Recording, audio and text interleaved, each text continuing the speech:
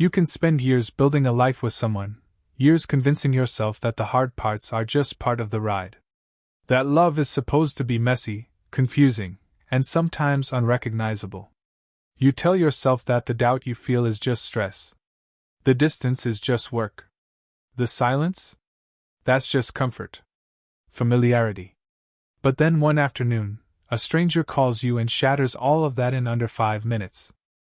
I was in Boston on a 3-day business trip, finishing up quarterly meetings with a new client. It was raining that morning, nothing special. Just gray drizzle against the window of my hotel suite, while I ate a dry breakfast sandwich and tried to convince myself to care about the numbers in front of me. I missed my wife. Janelle and I had been married for 8 years, together for 12.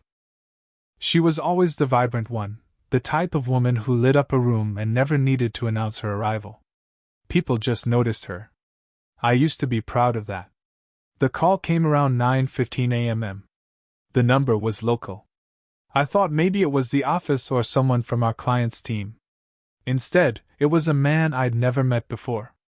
Calm voice, polite, almost apologetic. He said his name was Ryan, and that he worked with Janelle. He said we needed to talk. At first, I assumed there had been an accident. Maybe she'd fainted at work, or had some kind of breakdown. But no. Ryan made it clear, painfully clear, that Janelle was fine. Physically, anyway. He told me that he'd overheard her talking to another man in the break room. A guy named Eric. Sales department. Apparently, they weren't trying very hard to keep things private. Ryan said the two of them were planning a weekend getaway. A hotel in the city, dinner reservations, and then, well, it didn't take much imagination to fill in the rest. I felt this numbness spreading through me as he spoke, like my nervous system had hit the kill switch. I didn't even ask why he was telling me. I just listened. Somewhere in the back of my head, I could hear my father's voice, something he'd said to me once after my mother left him. You never really know a person until they see something they want more than you. I hung up the phone, walked to the sink, and threw up the rest of my breakfast sandwich. That night, I called Janelle. Kept my voice steady. Asked how her day was. She told me it had been exhausting. Long meetings. Drama at work. Same old. She said she missed me. She lied like she was reading from a script. I told her I'd be home tomorrow instead of Friday. She didn't argue. And that's when I knew it was true. I didn't sleep that night. I laid there in a dark hotel room watching the ceiling blur and sharpen between slow blinks, trying to piece together how we got here. I thought about all the vacations we'd taken. The birthdays. The Christmas mornings. The inside jokes that made us feel like we belonged to each other in some secret way. Had any of it meant what I thought it meant? When I got home the next afternoon, I tried to pretend like nothing was off. She was in the kitchen in leggings and a t-shirt, her hair up, acting like the same woman I'd built a life with. She smiled when she saw me and hugged me like she meant it. I held her tighter than I should have. Probably for the last time. We talked about stupid things. What the neighbors were up to. A new Thai place that opened down the street. She poured us each a glass of wine. I drank mine too fast. After dinner, I told her we needed to talk. She looked at me with this faint tilt of her head, a half-smile, like she already knew what was coming and was trying to calculate how much of the truth she needed to admit. I asked her directly, "Are you seeing someone else?" She didn't answer right away. Just stared at her wine glass, running her finger along the rim like she was testing it for a crack. Then she said something I'll never forget. It didn't mean anything. Not him. Not the affair. Not the betrayal. Just it. Like she dropped a glass or double-booked a lunch. I asked if it was Eric. She nodded. I asked how long it had been going on. She said 2 months. I asked if she loved him. No, she said. But he listens to me. That one stung. Not because I thought she was lying, but because I suspected it was true. I stood up. I told her I'd be staying with my brother. She started to cry, asked if we could talk more in the morning. She said she didn't want to throw away what we had. And still, somehow, even after what she did, I almost stayed. Not because I forgave her, but because I was terrified that maybe I was partly to blame. That I'd stopped listening somewhere along the way. That I'd taken her for granted. That maybe I was too boring. Too dependable. Too me. But I didn't stay. I packed a bag and left. On the drive to my brother's house, I played back every conversation we'd had over the last few months. Every weird moment. Every too long pause. Every excuse. And it all fit. It all made sense now. I thought I was heartbroken. But what I really felt was shame. Because deep down, I think I'd known for a while. The first week after I left Janelle felt like trying to walk through wet cement. Everything was heavy. Slow. Pointless. I stayed at my brother's place, on the couch, eating frozen pizza, binge-watching shows I didn't care about, just to keep my brain from circling back to the same thought. How the hell did I not see it? My brother, Matt, was trying his best not to say, "I told you so." He never liked Janelle. Said she was the type of woman who needed an audience more than a partner. I used to laugh it off. I told him he was cynical. He told me I was blind. Turns out we were both right. On the third night, I opened a bottle of bourbon that had been sitting on Matt's kitchen shelf since our dad died. Neither of us drank much, but that night felt like it demanded something ceremonial. I poured myself a glass, then another.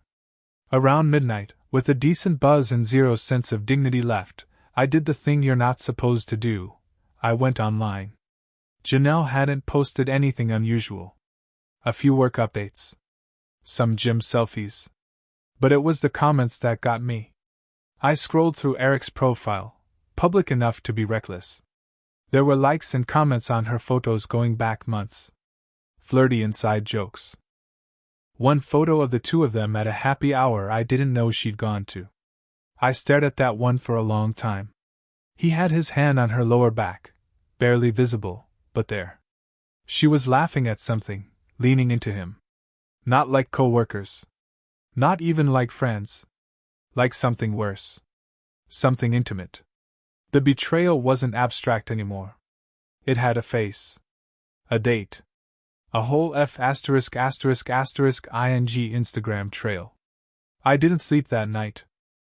Just sat in Matt's guest room watching the sunrise filter in through the blinds and trying to figure out how many of my memories were lies. I almost called her the next day. I almost yelled. Almost begged. Almost asked why him? Why now? What did I do wrong?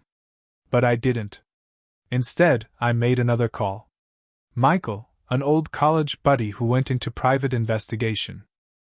We hadn't spoken in years, but I remembered him saying once, over beers at some shitty bar, that if I ever needed to dig up dirt on someone, he was the guy.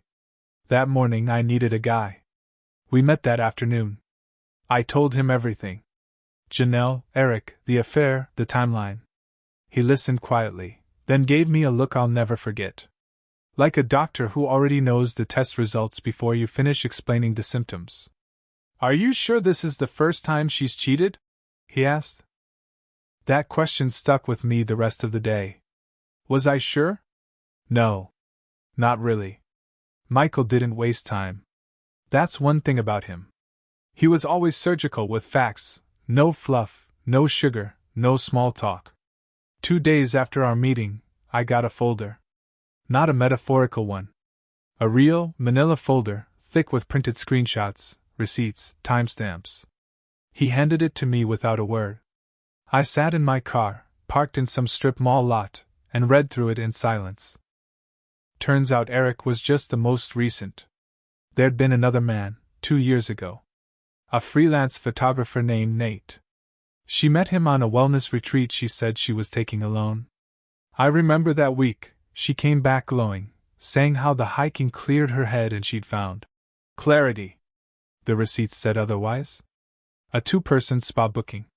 Dinner for 2 every night. A shared Airbnb with only one queen bed.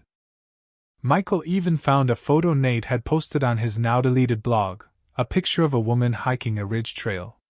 You couldn't see her face, but the silhouette, the jacket, the way she wore her hair in a loose braid, it was Janelle. No question. She came home from that trip and told me she wanted to reconnect. Said she'd been feeling distant. I believed her. I thought she was choosing to fight for us. I didn't realize it was guilt talking. There was more. A few flirty DMs from a guy who used to be in her yoga class. A suspicious Uber route late at night from a bar to an apartment complex, then back to our house 2 hours later. The pattern was clear. And sickening. Janelle wasn't lost. She was a liar. I sat in that car for almost an hour. At some point it started raining again. I couldn't move. Couldn't even feel mad.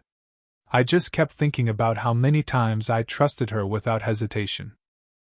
How many times I filled in the blanks with the benefit of the doubt. How many times I helped her carry lies and thought they were just our life. That night I didn't go back to Matt's. I drove out to this overlook where she and I had gone once early in our marriage.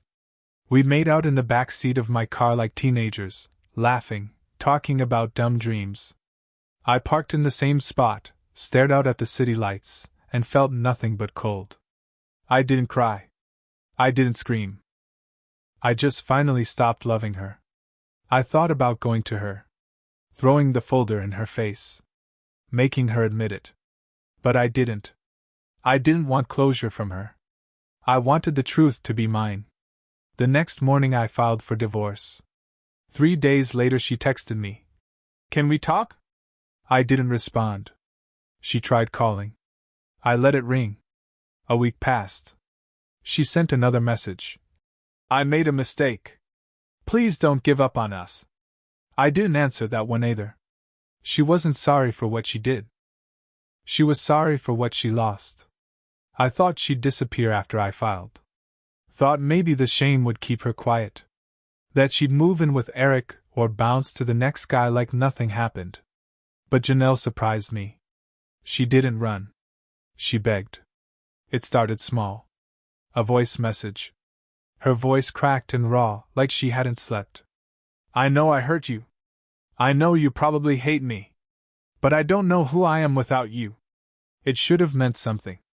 But it didn't. You can't rip a man open and then cry because you missed the sound of his heartbeat. She kept reaching out. Emails. Long, poetic things full of metaphors and old memories. She quoted songs we used to listen to.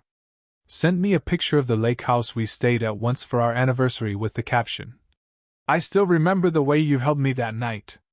I stared at the screen. Thought about how that same night, I told her I wanted to start trying for a baby. Thought about how she cried, said she wasn't ready. Said she needed more time. Now I wondered who she had in mind instead of me. One night I gave in. Answered a call. Just to hear her voice. To know what remorse sounded like on someone who used to be your home. She cried within 30 seconds. Said she was broken. Said she was ashamed. That Eric meant nothing, and the others, they were mistakes made during lonely seasons. Lonely seasons. Like she was a field in winter. Barren and helpless. As if cheating wasn't a choice but a change in the weather. I asked her how long it would have gone on if Ryan hadn't told me. She went quiet. That was her answer. I hung up. The next day she showed up at Matt's. Knocked on the door like we were still us. I didn't open it. Just watched her from the window. She stood there for a while, arms wrapped around herself like the wind might blow her apart. Eventually she left. She texted later that night. "I can't lose you. Please let me fix this." But she wasn't trying to fix it. She was trying to rewind it. She wanted to go back to the version of us where I didn't know the truth. Where I still brought her coffee in bed and kissed her shoulder before work. She missed the comfort of my trust. The safety of my loyalty. But not me. Not really. It's strange what you start noticing after you stop giving someone the benefit of the doubt. Little details. Gaps. The way stories shift when no one's pressing for consistency. A week after she came to Matt's door, I got an email, not from her, but from a woman named Dana. The name didn't ring a bell at first. Her message was brief. You don't know me, but you should know the man your wife was seeing isn't who you think he is. And your wife isn't just guilty of one affair. She attached screenshots, texts, photos. Turns out Eric wasn't single. He had a girlfriend. Long term. They'd been on and off for 5 years. Dana was that girlfriend. She'd found out about Janelle by checking his messages one night while he was in the shower. And what she found wasn't just an affair, it was plans. Janelle had told him she was trapped in a sexless marriage, that she was ready to finally live. They had talked about moving in together. He'd promised to leave Dana. Janelle had promised to handle the divorce. That was 2 weeks before I even found out. So while I was in Boston thinking about what wine to bring home, she was planning how to disappear from my life without telling me first. I wasn't supposed to know that part. The truth wasn't meant for me. But I sat there, rereading every screenshot like it was a confession letter written in code. Eric was a liar. But so was she. They deserved each other. I messaged Dana back and thanked her. Told her she wasn't alone. She replied with a single line. People like that don't change.